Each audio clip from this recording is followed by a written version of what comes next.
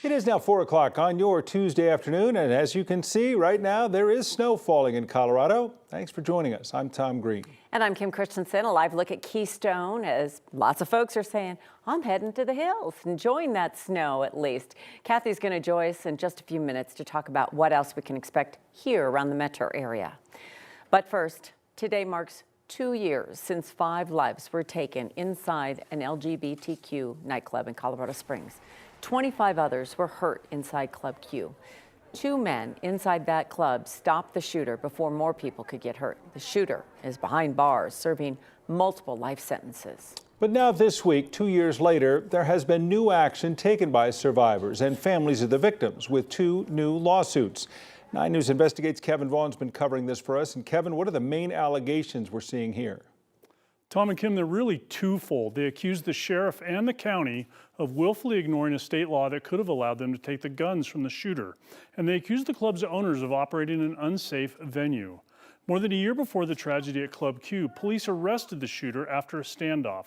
He could have been a candidate for a red flag petition, which would have forced him to give up his guns. The lawsuit accuses the county commissioners and former sheriff of willfully ignoring that law.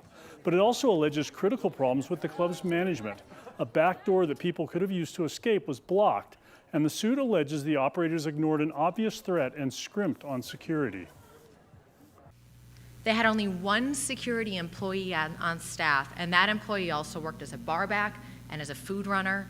And not only was that employee woefully untrained in security measures and emergency preparedness, so were the rest of the employees at Club Q that night. The building is El Paso County official told us in a statement they had no comment on the lawsuit. We've been unable to reach the former Sheriff Bill Elder or the owners of Club Q. Live in the studio, Kevin Vaughn, 9 News. Kevin, any thought as to why now, other than this 2-year mark? Statute of limitations on a lot of federal lawsuits is 2 years, so these were filed just ahead of that deadline. All right, Kevin, thanks. As we mentioned, it's snow day in the mountains. Here's a live look at Steamboat at this hour. They've got some snow. I'm sure it's not near as much as they'd like. They've got the snow guns fired up as well. Of course, snow isn't helping as far as the travel is concerned. Take a look at our CDOT cameras along I-70. You can see snow and slushy conditions on the roadways there. So let's get to Kathy.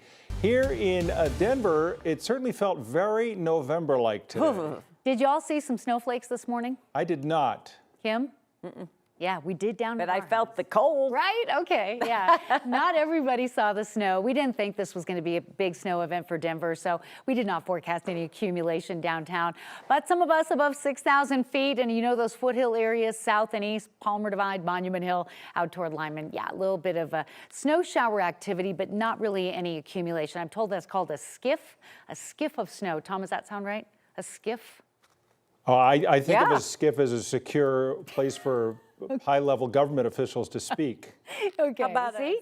When we get, the confirmation from these two, then I know I've got the right terminology. Okay, so after a morning skip of snow, we continue with the scattered snow showers along the foothills and in the mountains. So if you're traveling I-70 into the foothills, be aware of icy and snow-packed roads and blowing snow. The wind, which is super gusty, is finally going to let up a little bit tonight along the Front Range, but not everywhere across the state. Look at our current numbers, 37 in Denver, 12 in Leadville. Kim, it was cold today, and with that wind, it certainly felt colder. Wind chill values were colder than these 30s because look at the wind racing out of the west and northwest from 25 to 30, even 40 miles per hour. There's still a little bit of moisture upstream, so there's still a little bit to show you on the radar tonight. And then there's another system lined up behind that one headed into the Pacific Northwest. So kind of a progressive active weather pattern. All the snow is in the mountains for now, and that will be the trend over the next few hours. Grab a jacket if you're headed out. Coming up, your extended forecast in detail. The Arapahoe County Coroner's Office has released the names of the 2 men who were shot to death at Utah Park in Aurora on Saturday night. They were 20-year-old Isaiah Seppelt and 18-year-old Ahmad Richardson. Aurora police say there was an argument at a house party, but it continued to the park. That's where the shooting happened. Not only were the 2 victims that were killed, but there was also a 3rd victim, another 18-year-old who managed to walk to the hospital.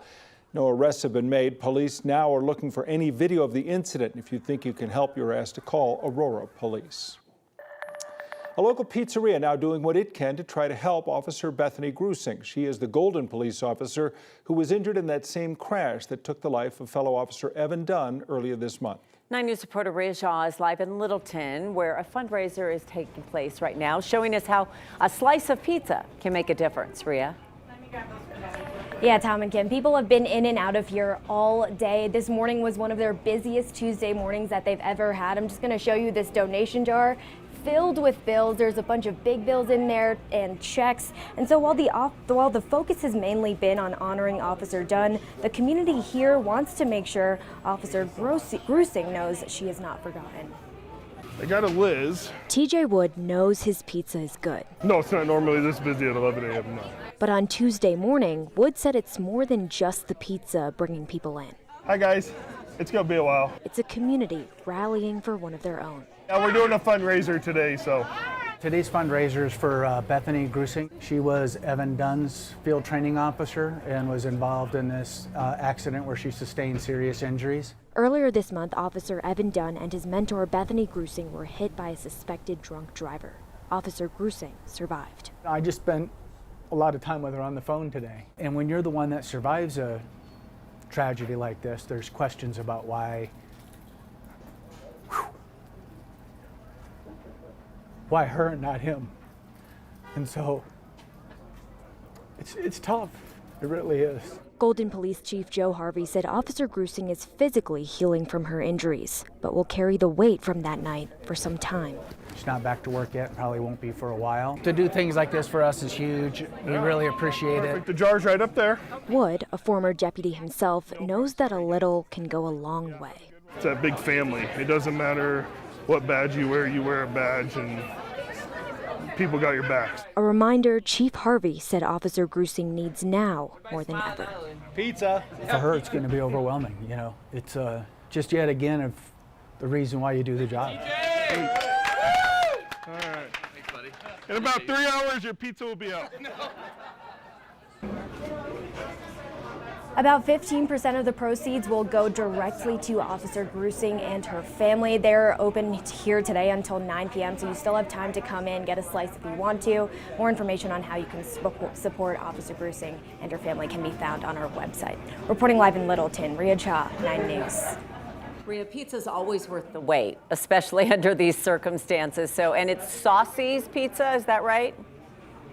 Saucy's Pizza, open until 9 p.m. So come down, get a slice, and it's obviously going towards a great cause. Yeah, it is. They've got good hearts there. All right, thank you.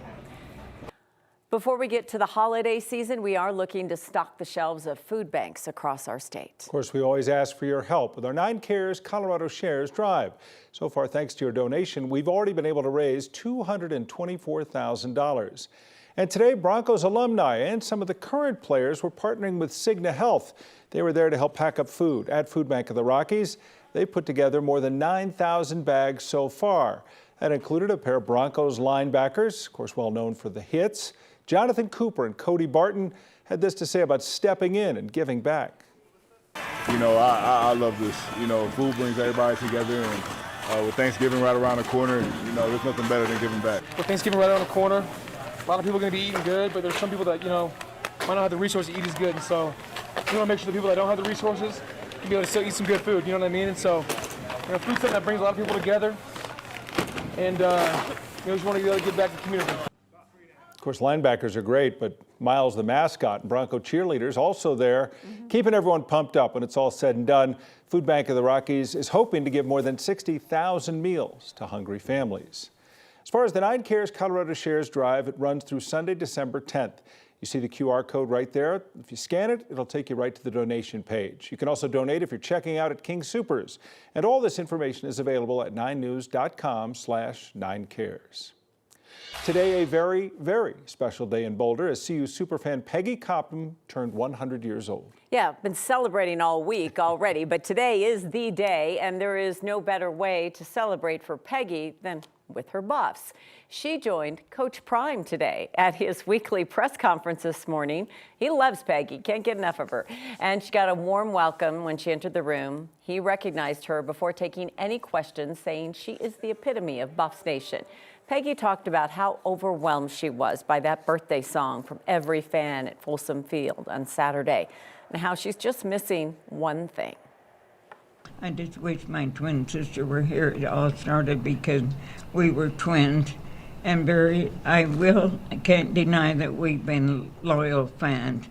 But I said to get all this attention for just having a good time is unbelievable. Every game should be a good time, win or lose. Tonight, Buff Nation will keep that party going. Peggy will be celebrated at the women's basketball game. She loves basketball. Over the summer, we had the chance to speak with Peggy about reaching this special milestone of 100. The kids are planning this party for me. I'm going to try not to disappoint them. I hope I can. But God's in charge if He lets me live that long. I just wanted to know I'm still smiling and laughing and praying, and I have one final question. I guess praying and playing. And keep the faith and keep carrying on no matter what kind of a burden you have.